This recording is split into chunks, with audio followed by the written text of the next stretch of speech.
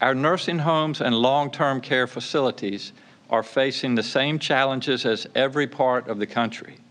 They need testing and PPE, and the staff are overworked.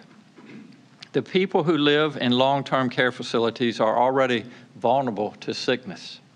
And now, because of social distancing, they can't even see their loved ones.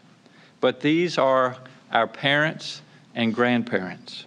We have a special obligation to protect them, in addition to our responsibility to protect public health.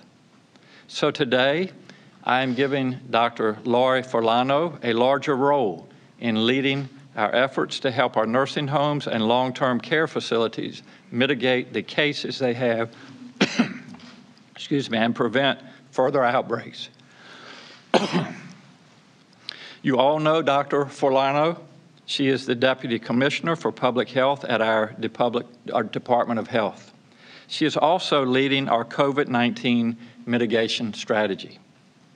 Dr. Forlano will lead a task force made up of several secretariats and agencies, and it will focus on 3 tasks. First, she will work with our Secretary of Finance to ensure that our nursing homes and long-term care facilities have the resources they need to fight this virus. Second, she will work with the facilities to strengthen their staffing and to increase infection control measures. This includes making sure our nursing homes have the testing, the PPE, and the cleaning supplies that they need. As we all know, testing and PPE in particular are a problem across the country. She will make sure Virginia's long-term care facilities continue to be a priority. And third, she will make sure that the public and the facilities are getting the information and data they need about where this virus is appearing. The task force will track data on a number of cases in Virginia that are in long-term care facilities, the number of deaths in those facilities, and outbreak data. Dr. Forlano will share more on that data in just a few minutes. Dr. Forlano will ensure that we are doing everything possible to help these facilities and that we have an open line of communication with them. Our long-term care facilities are home to people who are most vulnerable to this virus, which can be particularly hard on people who are older or who have other health conditions. Every person in assisted living and long-term care is someone's parent or loved one. It is vital that we protect them.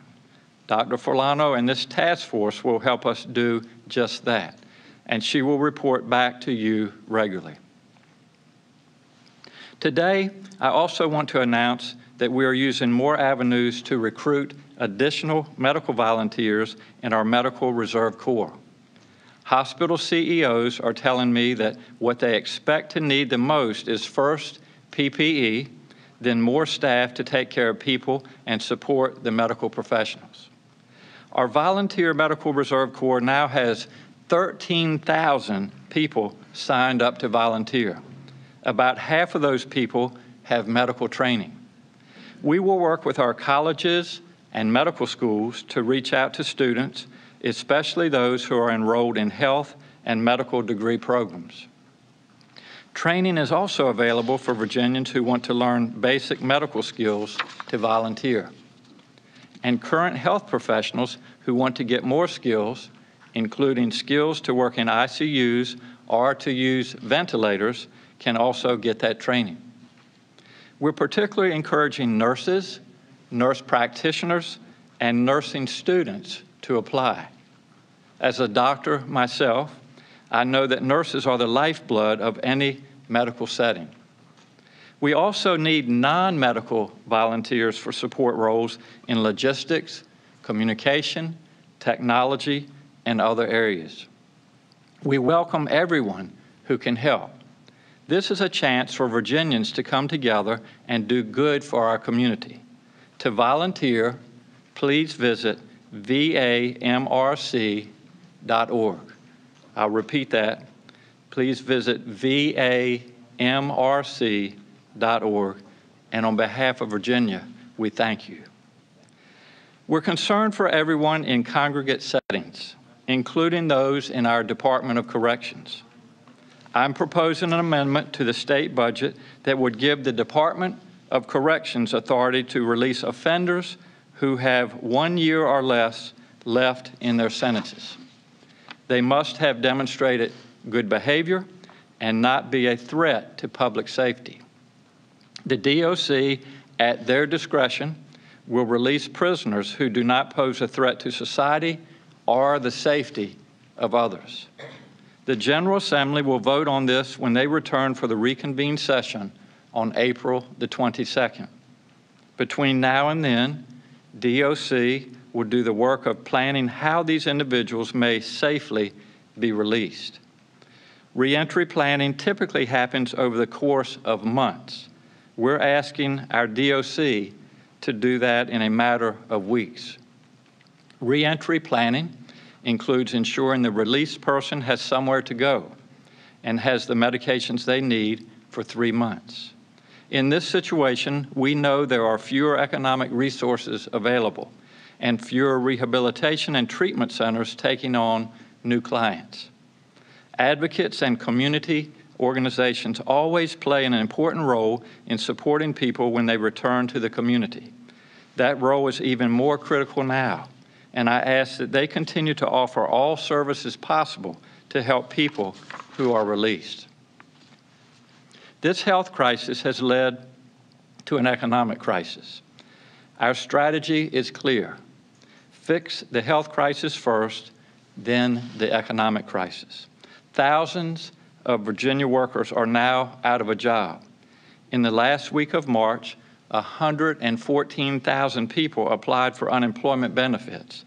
As I said then, that number was large, but it seemed small all too soon.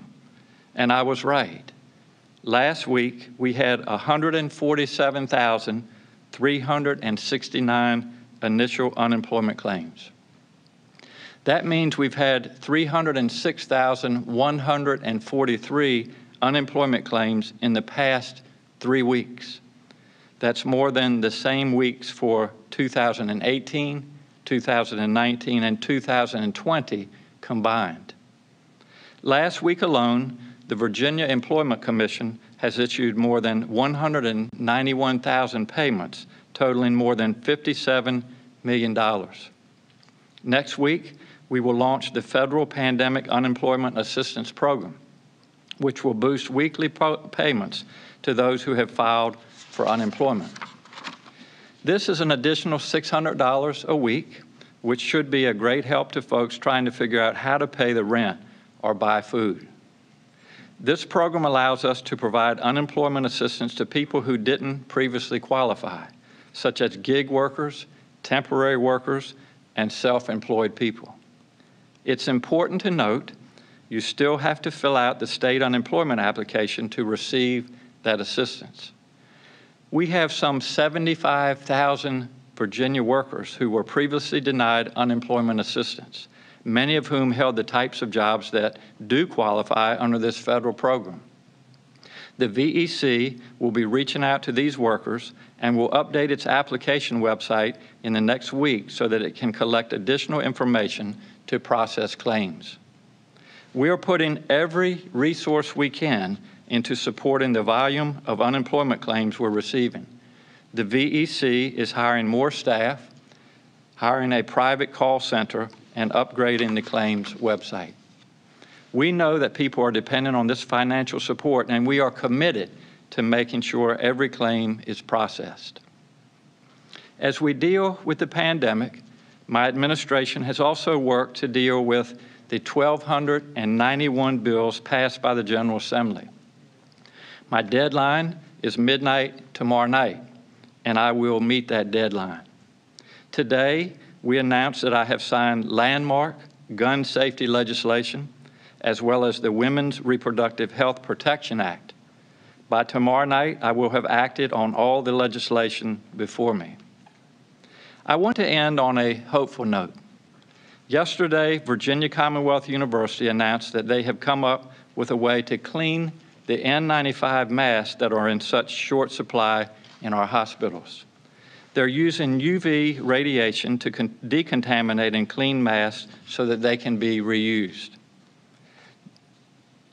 VCU is not the only hospital system or university to explore this method, but we're proud to have them innovating in this way right here in Virginia.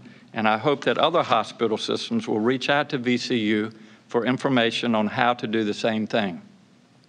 These masks protect our frontline healthcare workers, and being able to clean and reuse them could be a game changer for our doctors, nurses, and hospitals. And finally, we've all seen reports that social distancing seems to be working. I hope this is the case, but social distancing will not continue to work if we stop doing it.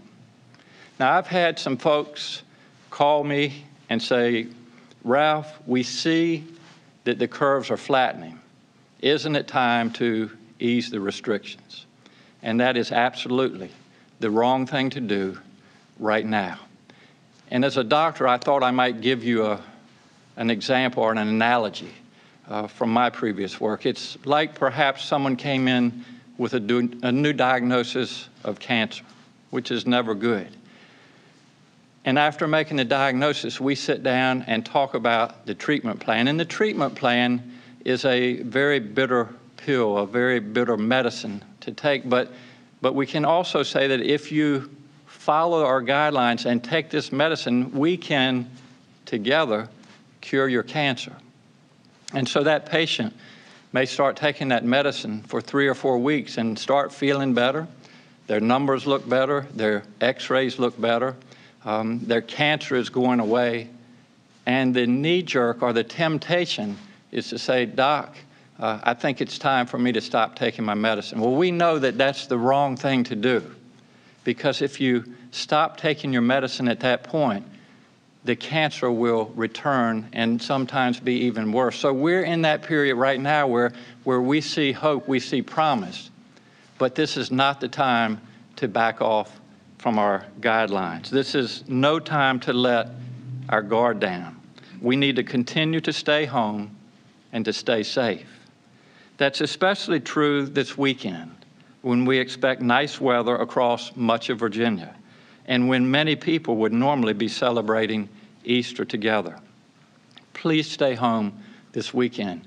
The social distancing, the guidelines that we have provided, they're working. Now I'll ask Dr. Forlano to speak, and then after that we'll be glad to take questions.